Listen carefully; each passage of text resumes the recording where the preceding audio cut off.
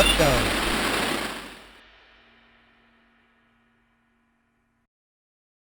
Hey everybody, welcome to the Masters Fantasy Show, brought to you by MastersFantasyFootballLeagues.com. As always, I got the Masters crew with me. I'm sure these guys are ready to talk some Dynasty football. How you guys doing today? Fantastic. Excellent. Yeah. Good to hear it, man. I got a good show for you guys today. As commissioner here, I process hundreds of trades a day. Sometimes it feels like thousands, man. I've hand-selected a few of my favorites. We're actually doing this one a little different. Looking at some elite wide receiver trades that are common, trades that we see all the time here at Masters. Pass along our opinion on these types of trades. I'm going to jump into this first trade here, popping up on your screen, a trade that we see all the time. I call this going all in with your draft capital to get a stud wide receiver. I might even take a slow second here because there's a bunch of them. I'm going to pop up on the screen for you guys to watch while you guys debate this. On this one, we got Jalen Hurts, the 1.4 and a future 1 for DK Metcalf. Like I said, I got tons of examples of this. Going all in on draft capital for an elite wide receiver. Your guys' thoughts? Yeah, I mean, I like it. I like it a lot, especially because I'm not super sold on Hurts. So, this is a move I've pulled out. This is like the kind of thing that can completely change the face of your franchise, so to speak here. So, as enticing as 1.4 is, and if you're not, if you've been kind of in that 1.4 range, maybe the pick the year later is going to be a lottery as well. So it's tough to give those things away. But to get a guy like DK Metcalf, who we've talked about quite a bit as somebody that, he's just different. And if he continues to put it together and progress, he's going to be worth a lot more than anyone you get at 1.4 or in that future first, or Jalen Hurts. So even though it feels like a lot and it's tough to give away that many assets, it's definitely a strategy I like, and it's worth it to get an elite wide receiver who's guaranteed, he's actually can produce at the highest level, so that's nice. Yeah, so I agree with the doc here. I just prefer the DK side as well. One other thing that he didn't mention that I like about DK going forward, too, is, Russell Wilson seems to be happy in Seattle now in a much better place than he was just a couple months ago, because that was when I started to worry about DK's dynasty value, just a tad. Mm-hmm. But I think Russ is there for the long term, so that makes me feel really good about DK.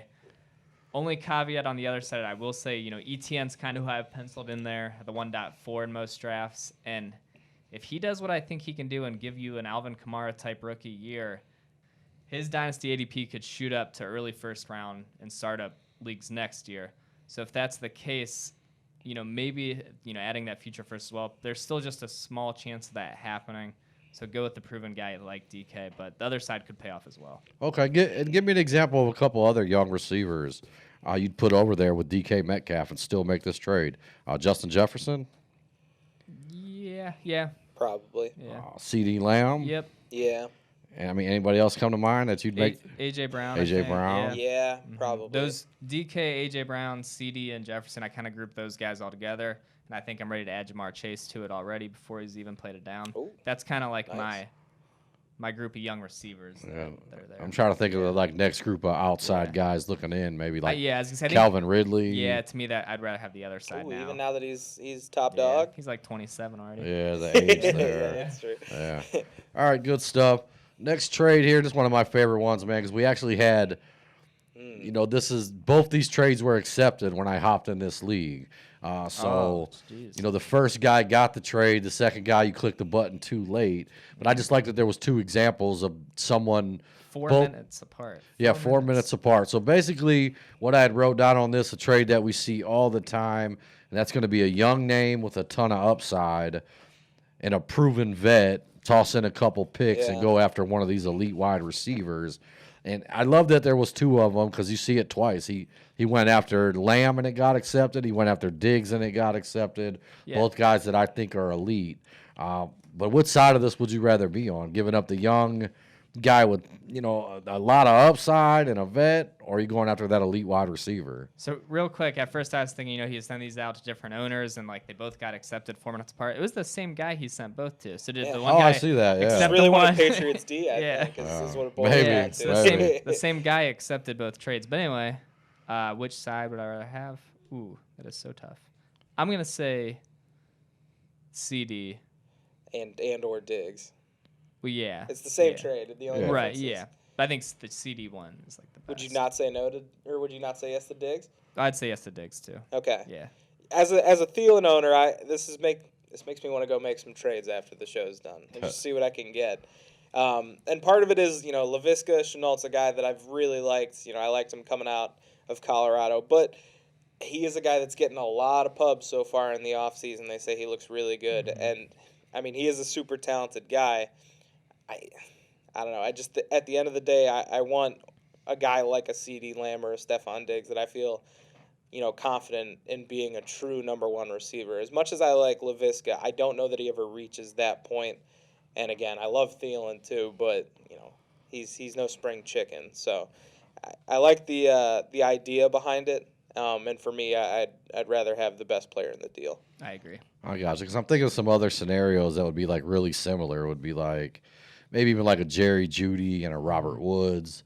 I mean, just taking a young guy with a ton of talent, plus an older vet with a few years left, packaging it up, going to get a young elite wide receiver. So I think I'd be more willing to do that because I feel better about Judy's value going forward than I do about And Woods is going to be around a lot longer than Thielen. Yeah. Right. Well, he's 29. I mean, a little bit longer. Yeah. 3 years. Yeah, I was just trying to think of someone right around that age. That's a good comparison. Right. Just trades we see all the time. For me, I'm actually give me the young elite guy for sure.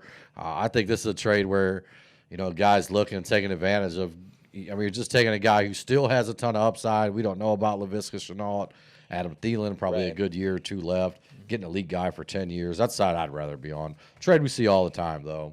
And it all depends, though, because, Laviska, he has a lot of upside for a reason. Right. So, all right. And then the final trade here, I think this is an interesting one, too, one to pass along to you guys. This trade here, I kind of labeled it a trade we see all the time. It's taking a second rounder and going out and getting a falling wide receiver with potential. I wrote a few guys' names down here that I think all fit the bill.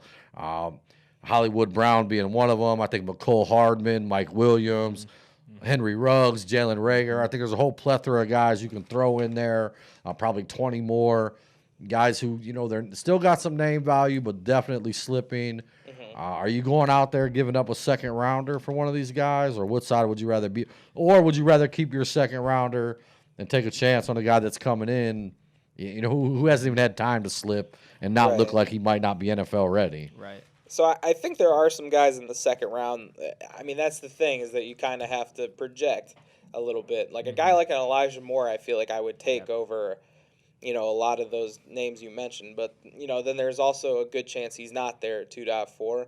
And then I might not really like who's there at 2.4. And I'd rather take a chance on a guy like a Ruggs or a Reagor who could easily have a bounce back year too. So, I mean, I like the strategy. I mean, at the end of the day, it's just kind of, I guess knowing your league, knowing who ahead of you needs what, and then just kind of projecting if you'll have a shot at one of those good receivers at 2.4. And if not, I love the idea of taking a flyer on a guy like a Hollywood Brown or one of those other names you mentioned.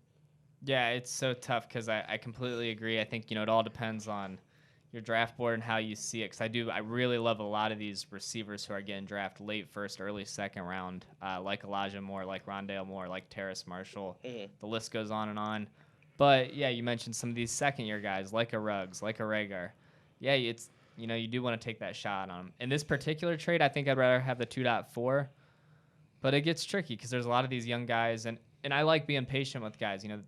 It used to, you never had to have them produce year one before they started getting the bust label. But now we start throwing around that bust label way too early on some of these guys.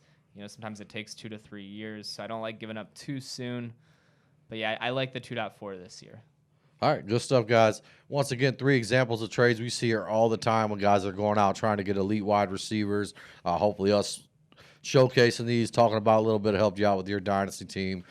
Get out there and go make some trades, guys. Go get some elite wide receivers on your team. As always, thanks so much for watching. If you could, hit the like and subscribe button. Come be a part of the Masters family. Love to have you.